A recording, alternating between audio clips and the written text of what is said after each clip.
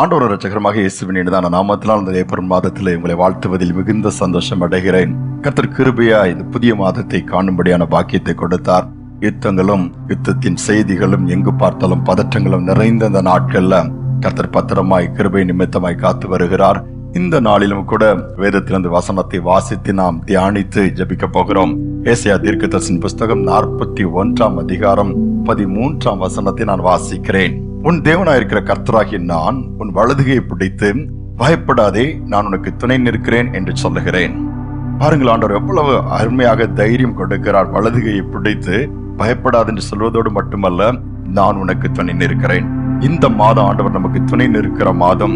ஏனென்று சொல்லுகிறீர்களா? இன்னைக்கு அப்படிப்பட்ட ஒரு இக்கட்டான காலகட்டத்துக்குள்ளே வந்திருக்கிறோம். இன்னும் கடந்து போக வேண்டிய ஒரு சூழ்நிலை நமக்கு முன்பாக வைக்கப்பட்டிருக்கிறது. அவர் நமக்கு துணையாக நிற்பேன் என்று சொன்னால் ஒருவேளை இக்கட்டான பாதைகள் நமக்கு இருக்கத்தான் செய்யும். ஆனால் பயப்பட வேண்டியதில்லை. ஏன் தெரியுமா?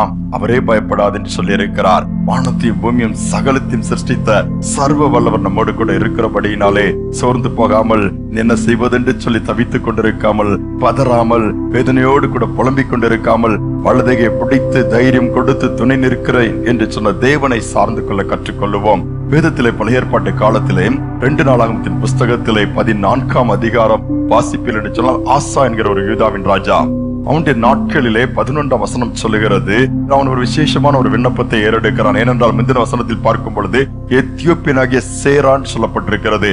10 லட்சம் சேனைகளோடு 300 ரதங்களோடு சண்டைக்கு வந்து விட்டான், எதிராக யுத்தத்திற்கு வந்து விட்டான். இந்த ஆசா ராஜாவுக்கு என்ன செய்வதென்றே தெரியவில்லை. புலம்பிக் கொண்டு அப்படி உட்காருவதற்கு பதிலாக உடனே ஆசா தேவனாகிய கர்த்தரை நோக்கி அவன் விண்ணப்பம் பண்ணுகிறான். எப்படி தெரியுமா?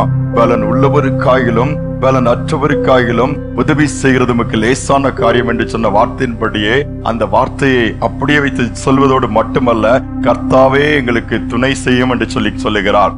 தேவன் அந்த விண்ணப்பத்தை கேட்டு இந்த ஆசா ராஜாவுக்கு துணை நின்று எத்தியோப்பியனாகிய சேர அந்த முழு சேனைகளையும் சிதறடிக்கிறார். இவ்வளவு பெரிய தேவன். இன்னைக்கு ஒரு யுத்த காலத்தில் இருக்கிறோம். பலவித போராட்டங்களை நீங்கள் சந்தித்து இருக்கலாம். பலவித நெருக்கத்தின் பாதைகளை கடந்து போகலாம். நான் தனியாக இருக்கிறேனே, எனக்கு உதவி செய்ய யாருமே இல்லையே, ஒத்தாசை எதுவும் வரவில்லையே, வேலை போய்விடுமோன்ற ஒரு பயம், எதிர்காலம் எப்படி இருக்குமோன்ற ஒரு குழப்பம், எவ்வளவோ தேவைகள் இருக்கிறது. இந்த நெருக்கத்துல பலவீனம் ஒரு பக்கம், போராட்டம் ஒரு பக்கம், நிந்தை ஒரு பக்கம், அவமானம் ஒரு பக்கம். இந்த போராட்டங்களை நான் என்ன செய்வது என்று சொல்லி தத்தளிக்கிறீர்களா? ஆண்டவர் துணை நிற்பேன் என்று சொல்லுகிறார். உலக பிரகாரமா பார்த்தாலும் ஏற்றை துணை என்று சொன்னாலும் குறித்த காலம்தான். ஒரு கணவன் மனைவியோடு குறித்த காலம் வரைதான், மனைவியும் கணவனோடு அப்படித்தான், பெற்றோர்களும் அப்படித்தான், பிள்ளைகளும் அப்படித்தான். ஆனால் நம்முடைய தேவன் உலகத்தின் முடிவு பரியந்தம் கூட இருக்கிறதோடு மட்டுமல்ல, துணை நிற்கிறவர். இந்த மாதத்திலே கர்த்தர் துணை நின்று காரியங்களை செய்ய போகிறார். ஒத்தாசை கொடுக்க போகிறார். சத்துருக்களின் சேனைகளை முறியடிக்கக்கூடிய பலனை கொடுக்க போகிறார். அதோடு மட்டுமல்ல, எல்லாவற்றிலும் கடைசி வரை நின்று நம்மளை வழிநடத்த போகிறார். ஒரு சம்பவத்தை நான் வாசித்தேன். அயல்நாடு ஒன்றிலே ஒரு சுகமளிக்கும் கூட்டம் நடந்து கொண்டிருந்ததாம். திரளான ஜனங்கள் வந்தார்கள். அதிலே இந்த ஊழியர் வல்லமையாய் பயன்படுத்தப்பட்ட மனுஷன் கர்த்தருடைய வார்த்தை கொடுத்து விட்டு, யாரெல்லாம் சுகத்தை பெற்றுக்கொள்ள விரும்புகிறீர்கள், யாரெல்லாம் கர்த்தருடைய தொடுதலை பெற்றுக்கொள்ள விரும்புகிறீர்கள், முன்பாக எழுந்து வாருங்கள் சொல்லும்போது திரள் கூட்டம் முன்பாக போய் நின்று விட்டது. ஆனால் எல்லோரும் ஆயத்தமாக இருக்கிறார்கள். ஆண்டவரிடத்திலிருந்து ஒரு அற்புதம் கிடைக்காதா, பெற்றுக் கொள்ளலாமா என்று சொல்லி. ஆனால் கொஞ்சம் யோசித்து பாருங்கள், ஒரே ஒரு பெண் மட்டும் பின்பான ஒரு சேர்ல உட்கார்ந்து கொண்டிருக்கிறார். அவளால் எழுந்திருக்க முடியவில்லை, நடக்க முடியவில்லை, முன்பாக கடந்து வர முடியவில்லை. இந்த ஊழியர் என்ன பண்ணினார்? எல்லாரும் ஜெபிக்க வந்துட்டு எட்டிப்பா ஒரே ஒரு ஆளுங்க உட்கார்ந்து இருக்கிறான்னா அவங்களுடைய இயலாமை பார்க்கிறார். இவரும் இறங்கி அங்கு போகவில்லை. மாறாக, என் ஆண்டவரே அந்த மகள் பட்சமாய் நின்று ஒரு அற்புதத்தை செய்யும் என்று சொல்லி ஜெபிக்கிறார். ஏனென்றால் அவரை கூட்டிக் கொண்டு போய் முன்பாக நிறுத்துவதற்கு கூட ஆட்கள் இல்லை. கர்த்தர் அதை பார்த்தார், ஊழியரும் பார்த்தார். என்ன நடக்கிறது? இவர் போய் நீ அங்கே இருமா, நான் ஜெபிக்கிறேன் என்று சொல்லவில்லை. மாறாக ஜெபத்தை ஆரம்பித்து விட்டார். கர்த்தருடைய வல்லமை இறங்க ஆரம்பித்தது. தூரமாய் சேர விட்டு எழுந்திருக்க முடியாமல் இருந்த மகள் பட்சமாய் கர்த்தர் பட்சமாய் போய் அவளை தொட்டு தூக்கி நிறுத்தி, பயப்படாதே, துணை நிற்கிறேன், சுகமானாயின்னு சொன்னாராம். அவ்வளவுதான் நடந்தது. கடைசியில் அந்த கூட்டம் முடிந்தவுடனே அந்த சகோதரி முன்பாக ஓடி சாட்சி சொன்னாலாம். பாருங்கள், எழுந்திருக்க முடியாது, குட்டிக் கொண்டு முன்பாக நிறுத்துவதற்கு ஆட்கள் கிடையாது.